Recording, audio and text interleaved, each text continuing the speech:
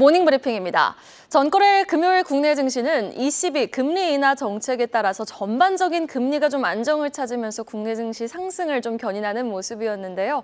어땠습니까, 금요일장? 네, 맞습니다. 말씀하신 대로 코스피랑 코스닥 모두 1% 넘게 상승을 했는데요. 반도체와 2차 전지 그리고 제약바이오 등 굵직한 업종과 섹터가 올라줬고요. 또 외국인의 대량 순매수세가 유입되면서 기분 좋게 하루를 마무리를 했습니다. 네, 주말 사이 또 전반적인 금리, 미 10년물 국채 금리는 4.4%를 다시 한번 상회하면서 금리 인하론이 또 싹 돌아갔거든요. 하지만 또 이번 주 굵직한 이벤트들이 산적한 만큼 부디 첫 거래일, 한 주의 첫 거래일, 첫 단추를 좀 잘 끼워주길 바라는 마음으로 모닝 브리핑 한번 힘차게 출발해 보도록 하겠습니다. 지금 바로 출발합니다. 하루는 금리 인하에 무게가 실리고 하루는 금리 인하 지연에 무게가 실리는 시장. 금리 인하론에 대한 시장의 목소리는 마치 동전 뒤집기와 흡사합니다. 고로 지수의 등락도 금리의 등락과 연동되며 울고 웃고 있는 시장. 고로 금요일은 금리 하락에 화사하게 웃을 수 있었던 전거래일 한마디. 금리 하락에 환호한 성장주들의 약진입니다. 지난 금요일 국내 증시는요, 캐나다와 유럽의 기준금리 인하 정책에 따라 또 미국 고용 둔화 기대감에 따라 금리가 하락을 하자 환율이 안정을 찾으며 1,365원까지 내려갔죠. 이는 외국인의 현선물 매수로 이어졌고요. 특히 선물 시장에서 외국인이 5,300억 원 넘게 매수 우위를 기록, 성장주 중심의 강한 지수 반등을 견인해주는 모습이었습니다. 이 성장주 강세라는 점에서 코스피보다는 코스닥의 아웃퍼폼이 더 두드러졌던 금요일장. 구체적인 마감 수치와 수급 동향까지 확인해보고 오시죠. 네, 국내 증시 6월 첫 출발이 좋은 것 같은데요. 지난주 괜찮은 흐름을 보인 가운데 금요일에는 시원하게 올라줬습니다. 유럽 중앙은행이 금리 인하를 결정하자 피벗 기대감이 유입됐기 때문인데요.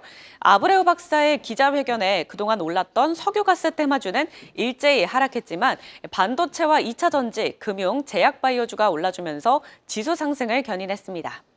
코스피에서는 외국인과 기관이 대량 순매수하면서 지수는 7거래일 만에 2,720선을 넘어섰고요. 또 코스닥에서는 외국인이 6거래일 연속 매수 우위를 보이면서 지수는 1.8% 상승한 866선에 거래를 마쳤습니다. 네, 상승했던 테마도 살펴보시죠.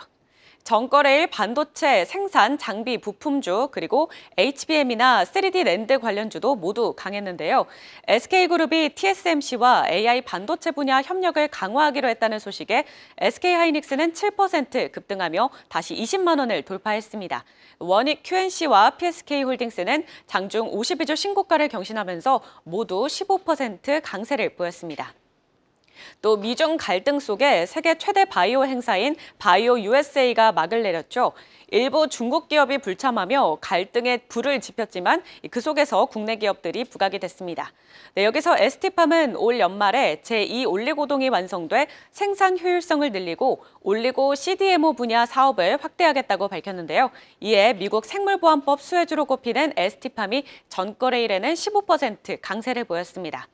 네, 그리고 알테오제는 역대 최고가를 경신하며 장중 한때 에코프로를 제치고 시총 2위까지 올랐는데요. 최근 열린 아스코에서 머크와 이 독점 계약을 체결한 키트루다의 피하 주사 제형이 부각된 것이 영향을 미쳤습니다. 머크발 훈풍에 13% 급등 마감했습니다. 네, 한편 유럽연합이 다음 달 4일부터 중국산 전기차에 고율 관세를 부과할 것이란 소식이 들려왔는데요. 반사 이익이 기대되며 국내 2차 전지, 전기차 관련주가 상승했습니다. 에코프로머티는 상한가를, 신성 ST는 22%대 급등세를 보였습니다. 네, 계속해서 지금 살펴본 섹터 외에 또 부각됐던 업종도 함께 살펴보시죠. 네, 이렇게 금요일은 시중금리가 하락하자 금리 하락에 따라 수혜가 전망되는 섹터죠. 반도체, 바이오, 2차 전지가 함께 힘을 내주며 지수 상승을 견인해줬는데요. 이뿐만이 아니었습니다. 음식료 업종에 지속되는 강세 흐름은 이날도 좀 지속되는 모습이었습니다. 자, 그럼 오늘은요, 현지 시간 10일 미국 캘리포니아주 쿠퍼티노 애플 본사에서 개최하는 세계 개발자 컨퍼런스의 WWDC 일정 관련 주목해볼 포인트 한번 미리 정리해보도록 하겠습니다. 다음 페이지 보시죠. 우리가 그 어느 때보다 이번 이벤트를 주목하는 이유는요, 바로 AI에 있습니다. 애플은 이 자리에서 새 AI 시스템 애플 인텔리전스를 공개할 예정인데요. 사실 AI 경쟁에서 한 발 늦은 애플이지만 구겨진 자존심을 뒤로하고 헐레벌떡 오픈 AI 제품까지 적극 도입을 해가며 경쟁력을 끌어올리려 하니 그만큼 완성도가 높은 결과치를 좀 보여주지 않을까 하는 기대감에 지난달 애플의 주가는 16%나 올랐던 거죠. 그리고 그 결과의 산실이 지난달부터 증폭됐던 그 시장의 기대감을 충족시켜줄 수 있을까에 시장은 이번 행사를 유독 주목하고 있는 겁니다. 자, 이번 행사 실시간으로 시청하고 싶으신 분들은요, 우리 시간으로 6월 11일 화요일 새벽 2시에 유튜브나 애플 홈페이지로 접속을 하시면 됩니다.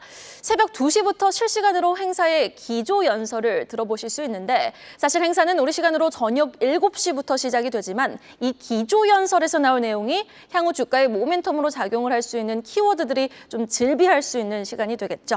화요일 새벽 약 1시간 반에서 2시간가량 애플에 대한 새로운 소프트웨어 소개가 이어질 전망입니다. 가끔 이 자리에서 하드웨어 제품도 소개를 하지만요. 원체 이 WWDC 행사의 메인은 iOS 시리즈와 같은 소프트웨어의 소개입니다. 그러니까 이번 iOS에는 어떤 기능이 추가로 업데이트되는지 내지는 불편했던 어떤 포인트들이 어떻게 좀 개선이 되는지 여부가 키포인트인데 이번에는요, iOS 18, 향후 아이폰 16에 탑재될 소프트웨어가 AI 기능까지 탑재가 되니 시장의 관심도는 더 뜨거워질 수밖에 없는 거죠. 주요 관전 포인트 정리해보죠. 다음 페이지 보시면은요.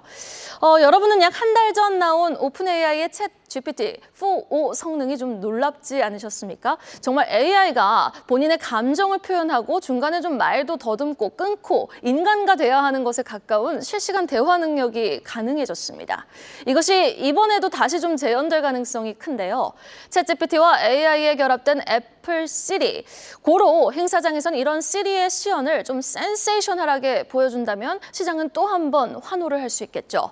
음성을 사용해서 개별 앱 기능 작동까지 가능해질 전망입니다. 여기에다가요, 무려 17년 만에 아이폰에도 통화 녹음 기능이 좀 추가가 될 예정이고요. 사용자 설명을 통한 맞춤 이모티콘 제작과 음성 명령을 통한 사진 편집도 가능해질 전망입니다. 나 눈 좀 크게 해줘, 코는 좀 짧게 해줘, 턱은 조금 더 V라인을 만들어줘라는 편집도 가능해진 거죠. 이 음성으로요.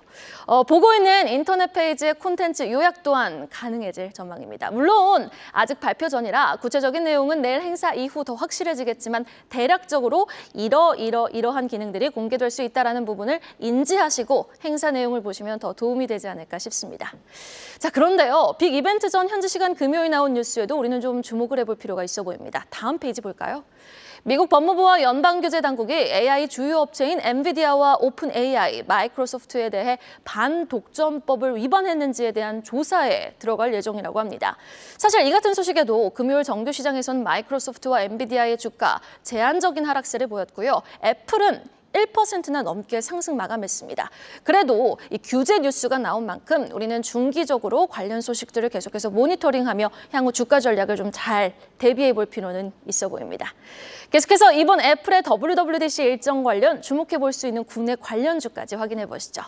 먼저 온디바이스 AI 쪽입니다. 낸드 MCP에 주력하는 제주 반도체와 반도체 검사용 소켓을 자체 개발한 리노공업, 또 반도체 설계를 전문으로 하는 기업 이미지스가 있습니다.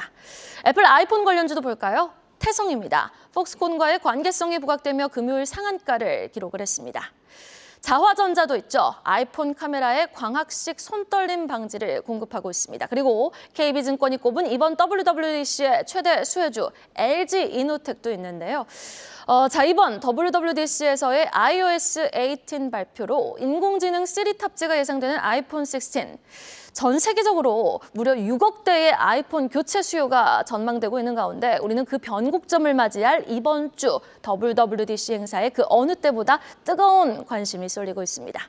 자, 그럼 계속해서 장 마감 이후 나온 공시와 일정까지 확인해보고 오시죠. 네, 이어서 공시 전해드리도록 하겠습니다. 현대로템은 최근 미국과 이집트에서 2층 객차와 트램 공급 계약을 잇따라 수주했다고 밝혔는데요. 미국에선 2,414억 원 규모의 보스턴 2층 객차 추가 공급 계약을 맺었고요. 또 이집트에서는 3,411억 원 규모의 알렉산드리아 트램 공급 계약을 체결했습니다. 또 넥스티는 중국 메모리 반도체 제조사인 양쯔 메모리 테크놀로지와 약 65억 원 규모의 웨이퍼 검사 시스템 공급 계약을 해지했다고 공시했고요. 또 퀄리타스 반도체 같은 경우에는 오늘 유상증자 권리락이 발생한다고 밝혔으니까요. 주가 흐름 잘 살펴보셔야겠습니다. 네, 마지막으로 오늘의 주요 일정도 체크해 보시죠. 에너지 저장 장치와 자동차 부품 사업을 영위하는 한중 NCS가 오늘과 내일 공모 청약을 진행합니다. 공모가는 3만 원으로 확정했고요. 또 웨어러블 의료기기 기반 진단 모니터링 솔루션 전문 업체인 시어스 테크놀로지도 공모가가 17,000원이고 마찬가지로 내일까지 공모 청약을 받습니다. 네, 그리고 2년 전 메디톡스는 휴젤이 자사의 보톡스 원료를 몰래 가져다 썼다며 미국 국제무역위원회에 제소했죠. 휴젤은 사실 무근이라며 맞서고 있는 가운데 오늘 ITC 소송 예비 결정이 나올 예정입니다. 이 결정에 따라 오늘 메디톡스와 휴젤의 주가가 엇갈릴 것으로 보이니까요. 잘 확인해 보시면 좋겠고요.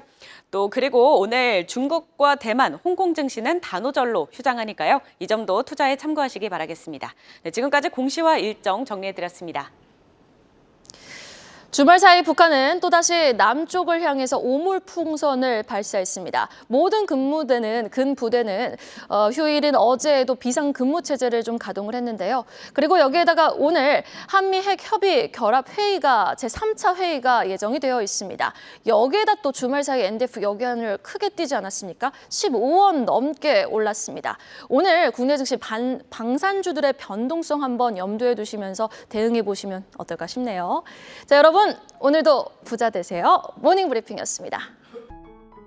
계속해서 다양한 경제 이슈를 알고 싶다면 구독과 좋아요, 알림 설정 부탁드립니다. AI 캐스터 권미정이었습니다.